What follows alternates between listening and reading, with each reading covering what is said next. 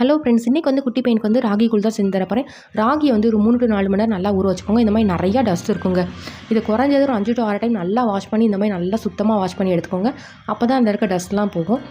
Mixie ஜாரில் சேர்த்துட்டு நல்லா அரைச்சி எடுத்துக்கோங்க. இதில் வந்து பால் நிறையா வருங்க. இதை வந்து குழந்தைங்களுக்கு காய்ச்சி கொடுத்திங்கன்னா அவங்களோட போன் ஸ்ட்ரென்த்துக்கு வந்து ரொம்ப ரொம்ப நல்லது.